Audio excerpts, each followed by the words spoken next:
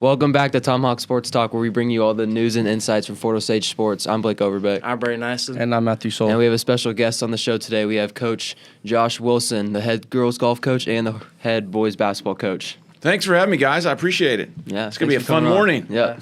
Busy podcast schedule, too. Oh, yeah. All those Wednesdays with Wilson take so long to find any kind of open time with my wonderful student producers that didn't show up yesterday. First off, we're going to just overview of our sports, and then we'll get to the interview type thing. So, Braden will start us off with football. So, yeah, football, amazing game on Friday. Oh, amazing first half.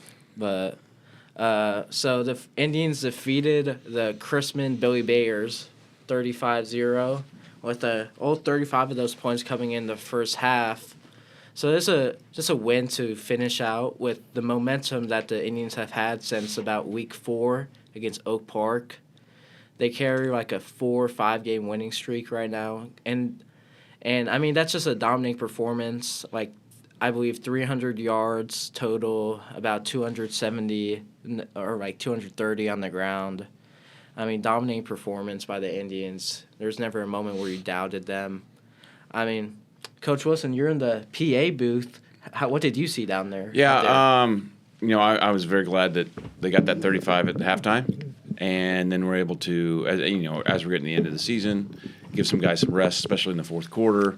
You got some guys that maybe had played a few downs early in the season, got them some experience because you got to lean on all those guys, not necessarily for actual game time, but practice. And if they can understand the speed of the game and the toughness of the game on a Friday night against varsity competition, then that'll make them better at practice. So hopefully we can use that momentum, keep going, and definitely like 35-0 at halftime, and then just kind of on cruise control after that. So yeah, of course the Indians would like to finish off better, but getting that running clock in the second half was very key for them. Yeah, it was, and on a wet, rainy night. Cold night, had some trouble. Chrisman had some trouble holding on to the football. We took advantage of those things, which you have to take. If your opponent's going to be sloppy, you got to take advantage of it and not be sloppy with them. So I was very happy we were able to do that. Yeah, and then this next week, the Fort Osage Indians, in their district, they are the 3 seed. I mean, the Indians have a very, very tough district this year. Of course, from top to bottom, the 1 seed is Platte County, returning state champions and undefeated. The 2 seed is Rockhurst, 7-2, moved out to Class 5, and of course a formidable Class 6 opponent before that. And then Fort Osage, and then the 4th seed St. Pius, another great private school.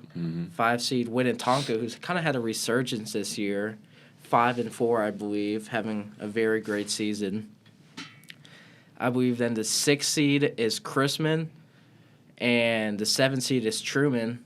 I believe the Indians will play Truman this week, as they just played Chrisman. So I don't know if it's like you can play the same team back. You could, but because Truman beat Chrisman head to head, I think Truman's the 6th seed, Chrisman's the 7th seed, and so we'll play Truman on Thursday. Yeah, on Thursday. No more Halloween game. Yeah, so that is coming out as we. As this episode airs, as now we'll move on to soccer, as Blake will talk us through that. Man. Conference champions. Finally did it. Yeah. So we ended the season, well, not ended, but we ended the regular season 15-4. We beat Ruskin 8-0 last Wednesday, which secured us a conference win, but we didn't want to share with Green Valley. So we came out on Monday and beat Platte County 3-2 in 2 overtimes, which it was a good game. We showed a lot of grit in a game we should have won, but sometimes it doesn't go your way most of the game, and we did some stupid stuff that led to them scoring. Like we let one of their wingers just dribble down the side, and then our goalie, Logan Kading, picked the ball up just outside the box, and so Logan Shealy had to make an appearance for a second, and he wasn't close to the ball. But it's all in good fun. We came out.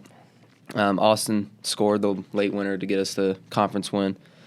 And then this Saturday we'll travel to Sedalia, Smith Cotton, and play Green Valley first round of districts. So it'll be tough to play the same team 3 times, but there's no reason we can't win. So we're going to go out and just play hard and go out and hopefully win. Yeah, as you were saying, I mean, it's very hard to beat the same team twice. especially hard to beat the same team 3 times, especially if one of the wins was, double OT or just OT? It was PKs and double OT. PKs and double OTs. I mean, when you're that, close with the team, it's so hard to beat them 3 times. But, I mean, the Indians have been in OTs what seems like every game this year, every close game this year.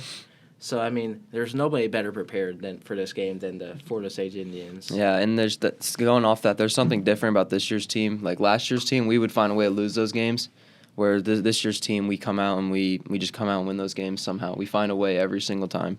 So hopefully we don't have to play an overtime game on Saturday, but if we do, we're well prepared. Yeah, and I believe if you guys win that game, we play number 1 ranked Rockbridge, and they're 16-1-1. So that'll be a tough game, but, I mean, we played Van Horn pretty tough earlier this year, so there's no reason we can't compete with them either. Are all those games at Sedalia? Mm-hmm. Yeah, they all host their own. So what does it go, Saturday, Tuesday? Saturday, Tuesday, Thursday is how it goes. All right. Yeah, the conference championship for you guys, that's phenomenal. Yeah. I know you guys have been knocking on the door for a couple of years now. Yeah. But, love it. Love that you guys are able to do that. And, I mean, you're battle-hardened, as, the coach speak of. Yeah. You've gone through a bunch of tough games and been able to do that. So hopefully you guys can, use that for fuel and take on anybody, because you guys can compete against anybody in the state. Yeah. And so let's go. Yeah. Let's go. Yeah. It's the best time of year, Matt. Playoffs. Yeah. I mean, and I believe Profe Dudley told us that this is the first time since 2016. Yeah, 2016 was the last time we won it.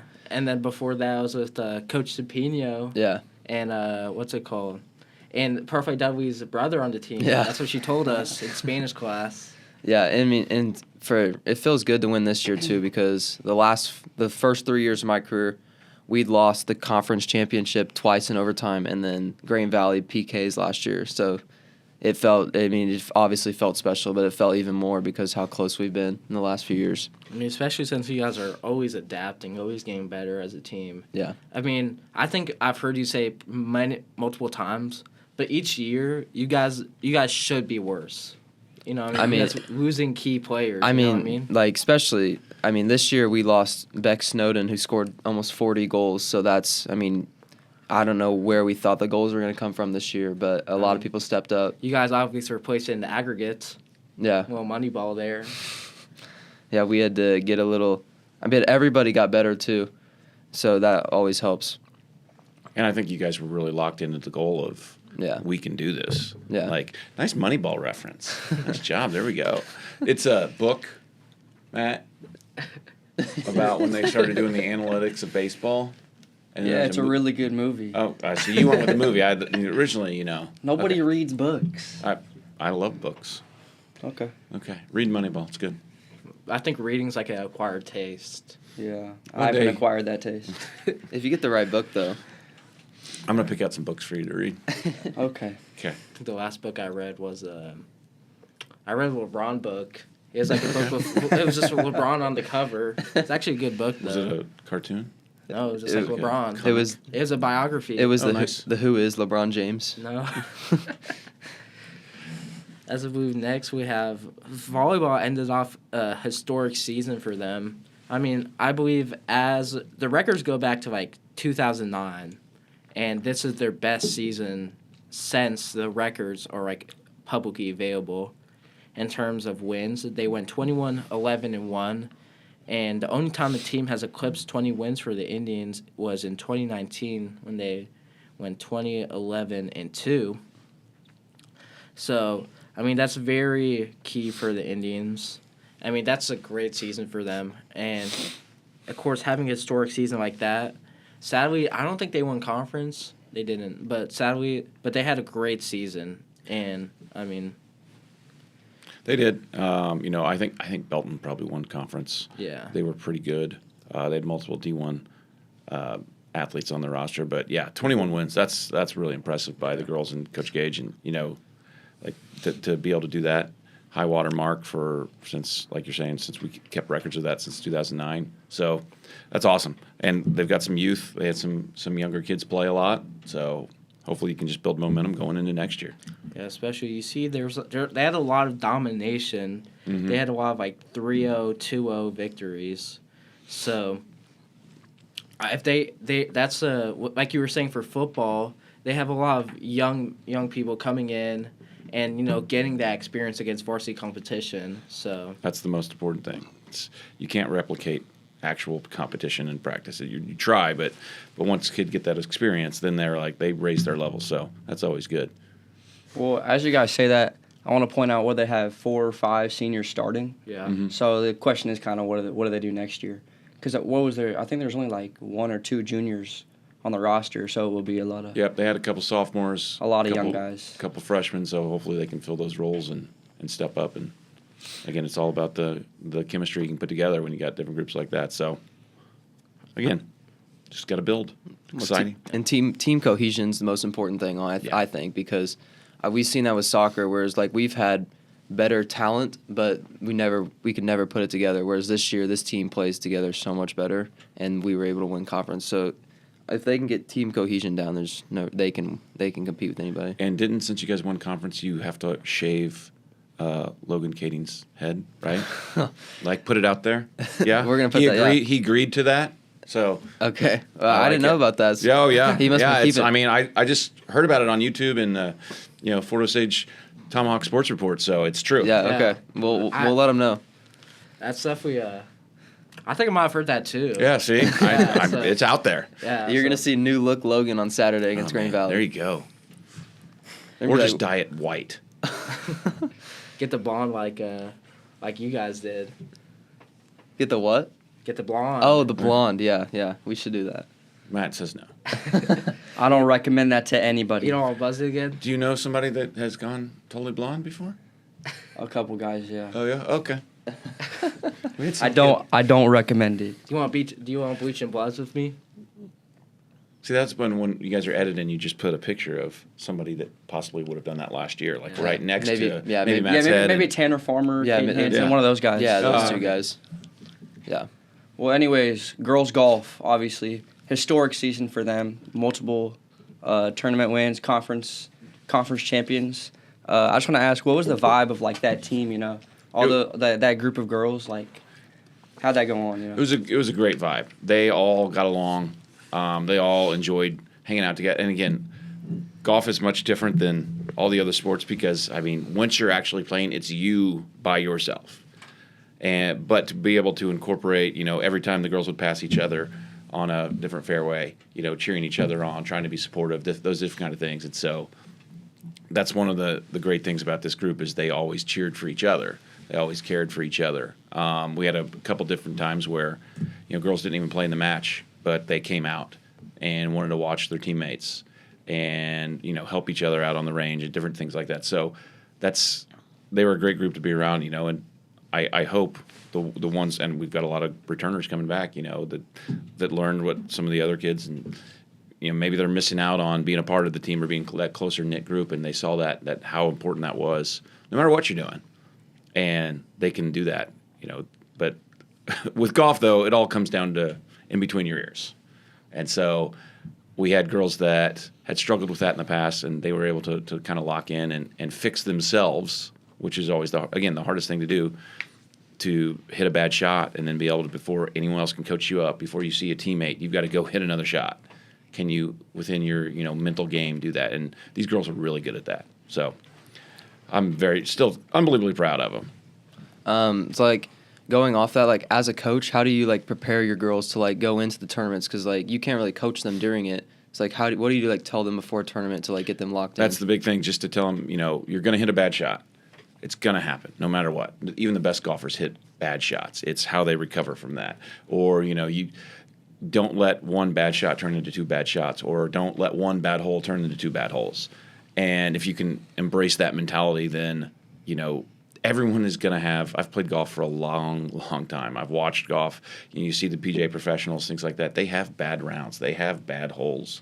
It's how can they recover.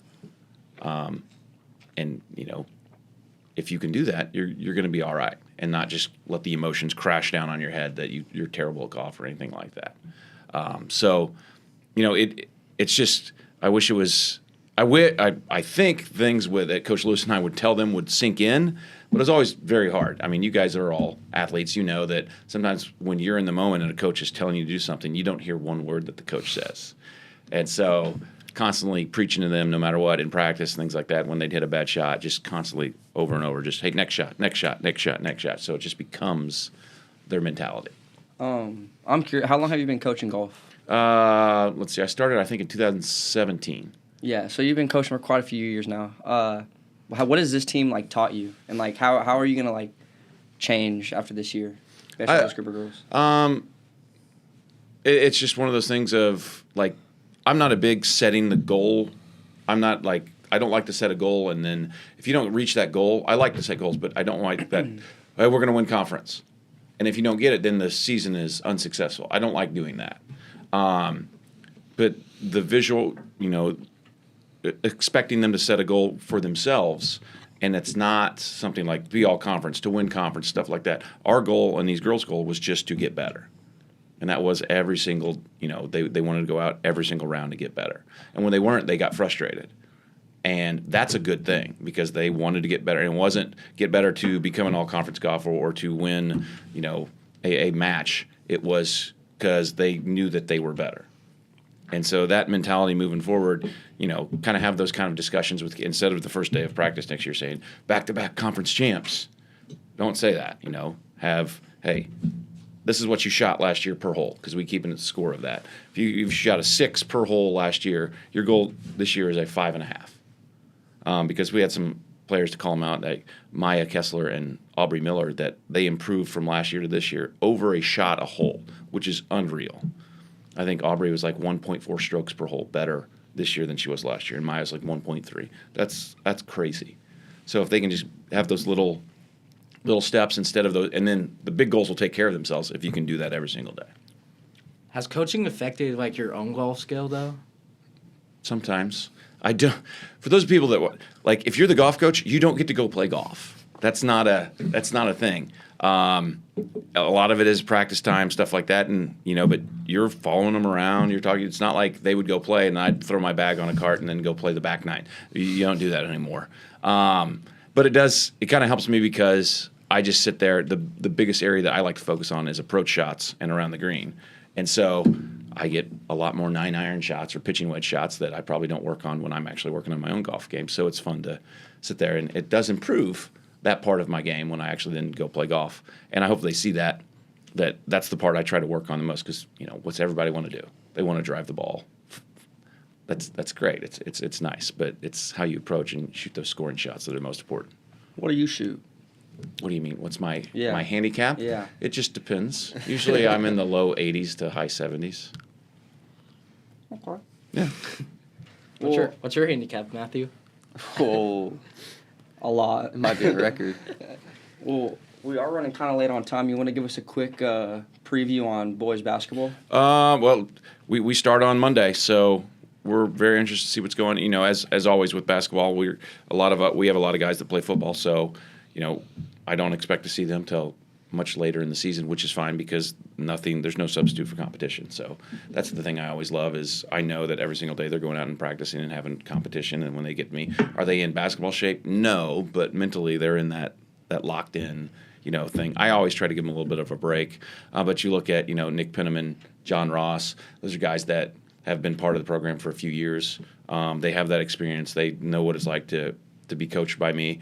That's going to be the biggest problem moving forward. We have a lot of new faces that their first experience with me as their coach was this summer. And, summer ball is much different than actual basketball. So how we are able to handle that is going to be a real mark of what our season's going to kind of look like. And our competition is what our competition always is. Green Valley's got everybody back there loaded. But everybody else we can compete with. It's just the matter of, can we compete with them? Can we get out of our own way? Can we raise our level of play in all parts of the game? Because I've got some guys that really can score and shoot it, but they can't play defense very well. So can they play defense? Because if you can make a three, but then you're giving up 6 points going the other way, then your three is pointless. So that's the biggest thing moving forward when we start here. And we might play 10, 11 guys this year. which is something I have not done in a few years, because there's a couple guys that are up there that have had experience that have been a part of varsity basketball, and then there's a lot of guys in that. So they're going to get opportunities, and then whatever they're able to do with their opportunities moving forward, we'll decide how we do. Yeah, I mean, I'm looking at last year, and there's a couple games like Raytown beginning of the year, and then Grand Valley at the end of the year, which are those games in particular are like 1 or 3 point games. Yeah. So like it's obvious that, and you guys were 12 and 15 last year. I mean, if you guys win some of those games, especially like against a team against like Raytown that was 24 and 5. Yeah. That definitely brings like more momentum and more mental. Yeah. And at one point in the season last year, we were 1 and 7. Yeah. And that was early on, and we were learning how to play. And then after Christmas, we hit our stride, and then, we're 8 and 3. So, that happens. That's every basketball. I've been part of teams where we've started 6 and 0, and I've been coaching teams that we've started 0 and 6. And it's not like the 6 and 0 team was that much better than 0 and 6. It was just how it worked. And then, next thing you know, that one team's 6 and 6, the other team's 6 and 6. So that happens. It's just one of those things of, you every day get out there and try to get better, and then, when you play against that competition, be ready to play and know who you're going against and the things you can do well. So I'm excited. I'm always excited. I'm ready to go. Kind of a different look coaching staff this year. My old assistant coach from a few years ago, Michael Lewis, who's went on. He was the head coach at Odessa for a couple years. He's coming back on staff to be our JV coach this year, so excited to have him back working with the guys.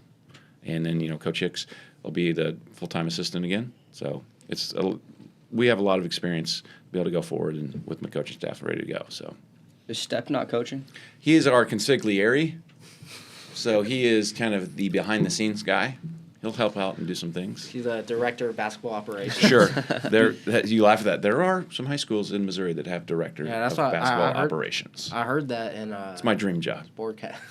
Do the laundry? No, that's our managers. Oh. That's the director of basketball operations, just does everything with basketball. Quote. Well, is that going to wrap it up? Yeah. Hey, thanks for having me on, guys. I appreciate you guys do a great job. Great job. Hopefully the winter coverage, keep it going. Yeah. Not as many sports, but you guys kick some butt on Saturday. You guys dominate. Get through. It's playoffs. Anybody can beat anybody. Yeah. Anybody, you got to be locked in every day, one day at a time, one play at a time, ready to go. I'm excited to see how you guys do. And then we'll see you on December 2nd for the Fort Osage versus Liberty North opening game. Yeah. Which me and Blake will be commentating. Nice. So we'll put a great commentary performance out there. I'm sure it'll be phenomenal. Yeah. Yeah, just don't let Matt be part of it. So. You'd be that guy. Did you do anything last year? Commentary? Yeah. No. Oh, okay. You'd be great. You guys will be great. I'm telling you, I don't know if so. My family does not live here; they live far away. But we get the package, and so they watch it, and so they always have great things to say about all of you guys commentating. The play-by-play, anything like that. So just make it natural, enjoy yourselves, and don't worry about screwing up. Everybody screws up. So. Alrighty. Well, thanks for tuning in to this week's episode of Tomahawk Sports Talk. We'll see you next week.